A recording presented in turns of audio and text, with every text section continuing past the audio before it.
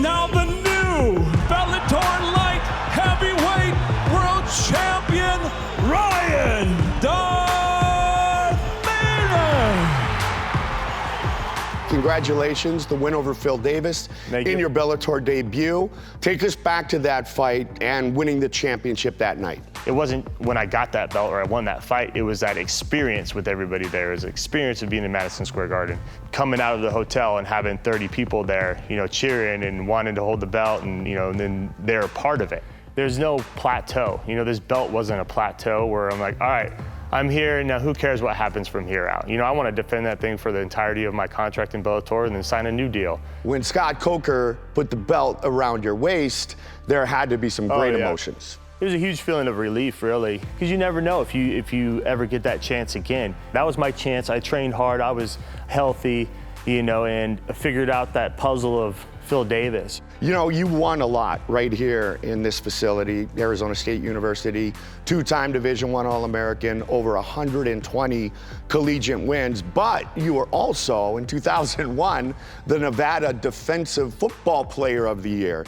Why wrestling over football at that point? We were one of the top teams in the country, top 20, top 30, 14-0 in Nevada.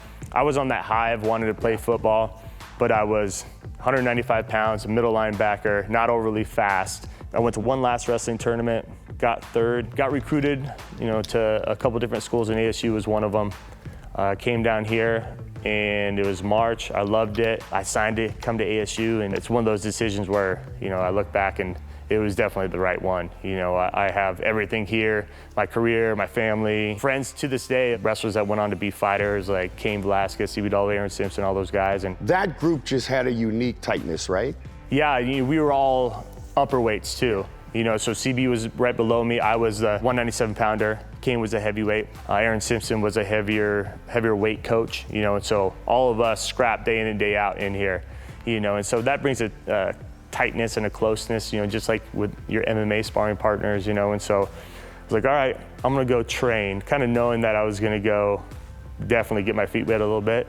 Then I just thought, you know, if I'm gonna do it, I'm gonna give it my all, go all in, and then see what happens. I don't wanna look back, you know, later in life and say, man, I regret not trying this. Kind of fell in love with the fact that I don't have to do the same thing every day. I can get better at other areas of the disciplines and then kind of switch over when I get, you know, kind of burn out. And so just went out there, and in my first fight, I got a hold of a guy that wasn't a D1 wrestler and wasn't the guys I was sparring in our gym who were K1 kickboxers, and realized my wrestling background can take me a long way. And I fought like that for my first 10 fights, didn't know what I was doing at all. You know, just going out there wrestling, throwing heavy punches, and that was it, you know. But I feel like now I'm just hitting my stride. People come up and ask me, what can I do to get into MMA and be great? And I ask them what their background is, and if they don't have a background, I don't want to say, hey, you can't do this, but you know, it's rough. You know, we came in with a high level of wrestling.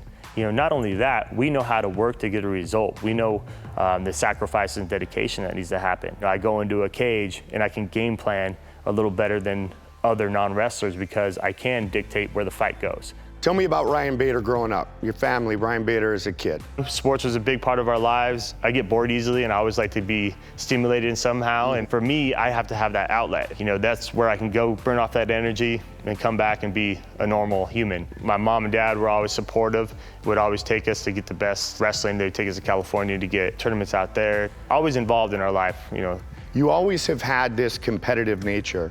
And so you're ready, as you said, to defend your belt multiple times, sign a new contract, and defend it again, but it starts November 3rd against Linton Vassell. Yeah, you know, I don't know much about the guy. You know, he tweeted me when I was potentially gonna sign with Bellator, you know, and he's one of those guys that just comes off as disrespectful to me. Like, he has some insecurities that he needs to, you know, let out and prove something to himself. I've been fighting at the highest level for 15 fights now, you know, and so for me, it's just one of these fights that I'm gonna enjoy. You know, he's fought some tough guys, but I'm gonna show him another level. You told me earlier you continue to evolve. You feel comfortable in all areas of MMA. When I say, here we go at Penn State, what are we gonna see? You know, Linton has fired me up as far as his shit talking, you know, and I just look forward to this one. I look to go in there and put a beating on him and kind of show him like, this is what you're talking about, so you're gonna get it now. And so it's gonna be fun. It's gonna be a fun one for me. Keep her going. Yes, sir.